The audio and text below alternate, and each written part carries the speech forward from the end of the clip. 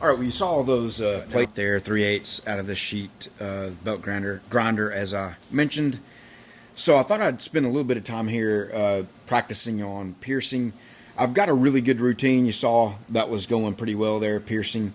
But when you get to the maximum plate thickness for a given power source, so we got a 1,000 watt power source and 3/8 is the max, you really have to, I mean, it's pretty finicky. You have to kind of stay on it, and if you get too aggressive with it, it's not going to work.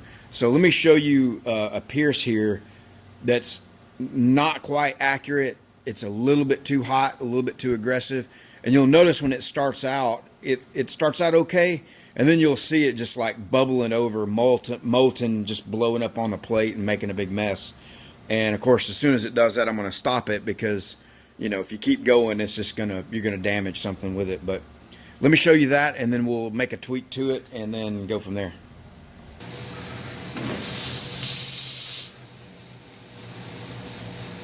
All right, you see that? It's just right off the bat, it just starts blowing molten up on the top of the plate, and if you don't pause that and stop it, it's just gonna make a big mess. And you'll also see that it put a big crater right there. And you see when I was cutting this one out, when I first started, I think that was one of the first pieces that cut. It did it right there. So let me make an adjustment, and we're gonna soften it up a little bit. And one of the main parameters that help soften is the frequency, and that's the pulse width, you know, the laser. So you're gonna notice a lot gentler frequency on this one, a very soft, you know, slow pop, pop, pop. You'll see it. It's almost like watching a grinder throw off sparks. We're going to move a little forward here so we don't go right in the same spot. But you'll notice a lot gentler here. But the downside to going gentler, softer, is you're using less power, less frequency. So it's just a longer process, and you'll see how long it takes to pierce through.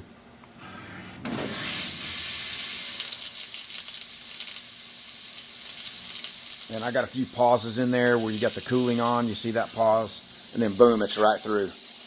Then another pause, and then it's actually cutting.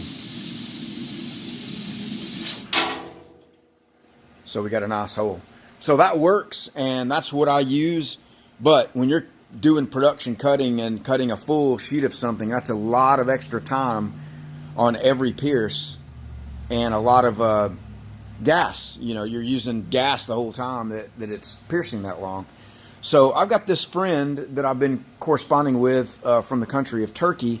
Not going to say his name. He said he doesn't want his name, but he builds plasma tables and sells them in that country, and he also imports Chinese lasers.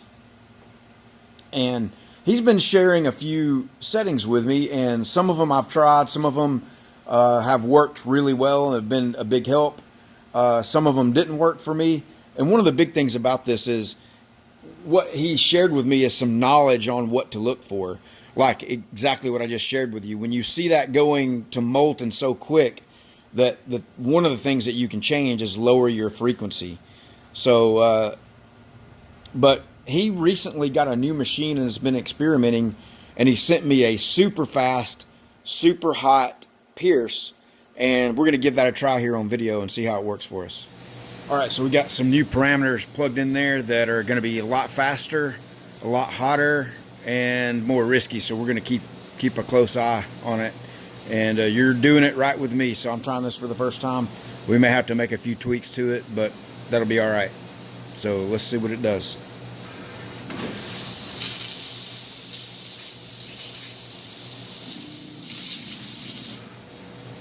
And you see that? When you see that and it starts to cut and it blows up like that, it means it didn't pierce all the way through. Although it looked like it did. So let me tweak a couple things and we'll try it again. All right, we made a little adjustment there. We'll see what it does.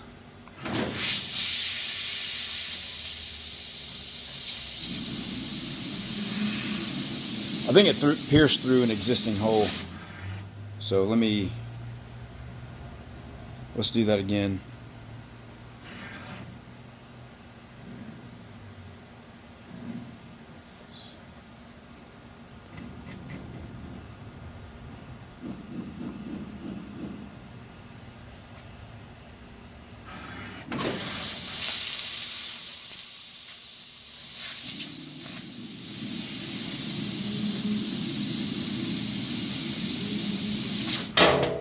All right, that worked really good, really fast. I mean, we took it from like maybe 6 seconds of total pierce time down to, I think I got 800 milliseconds in there.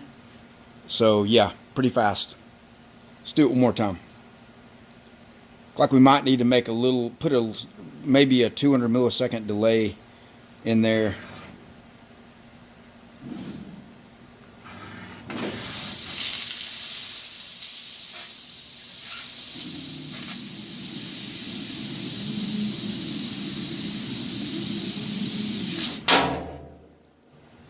All right, here's the project we're working on today. And this is sent to me by a guy named Antoine in Alabama, my home state. And so he's got this, I believe it is a crank sensor pickup for the tack. It's a 12 valve Cummins going into an 04 Hemi. So he's doing a 12 valve Cummins swap. So we got to make an adapter here that will take this style mounting with these holes and convert it over to this 4-hole mounting with a center locator.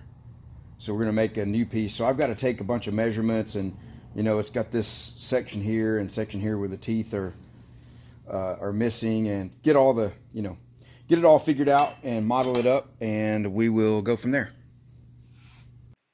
All right, here is a look at the gear modeled up in Fusion 360. I'm definitely still learning and still have a lot to learn about Fusion, but I believe this will solve the issues. So we're gonna go ahead and get this cut out of some 20 gauge sheet metal as a test before we, you know, so we can validate that it's accurate.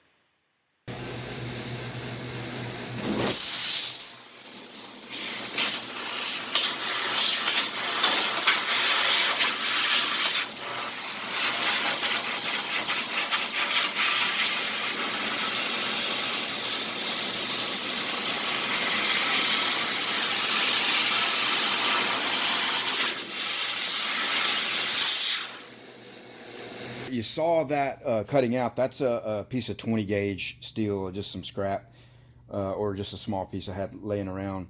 And if you see our lineup on the holes here is good, so we got our measurements correct on that. And then if we overlay this, and let's index this correctly, you can see that that is a good fit up on that. So I just, you know, before I go waste a bunch of 1/4 inch material, I just thought I'd cut a quick one out of that. So let's go cut the real ones now.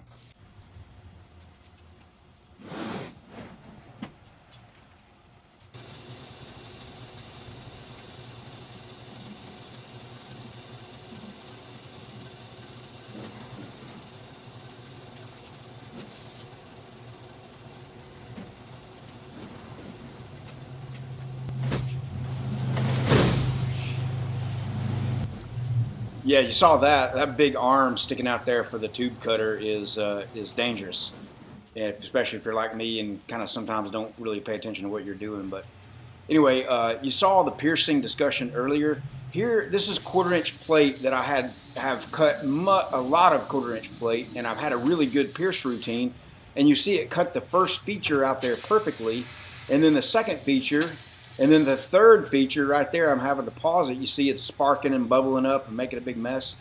It's finicky, you know, with a thicker material. And from plate to plate and day to day, you might have to dial in and tweak those settings a little bit, you know, when you're kind of close to the limits of the machine. So I think, though, this new routine that the guy in Turkey, my friend, sent me, that I showed you there with the 3/8 plate earlier in the video, is really going to work out well. And I'll be applying that to some other stuff. But I got it dialed in here.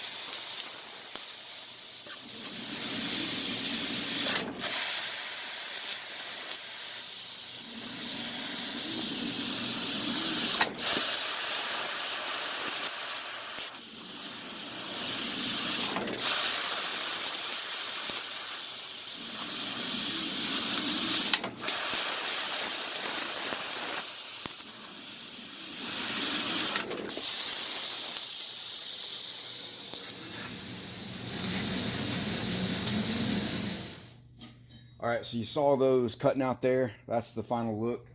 And again, we've got our center bolts that line up on there very nicely. And then as far as this,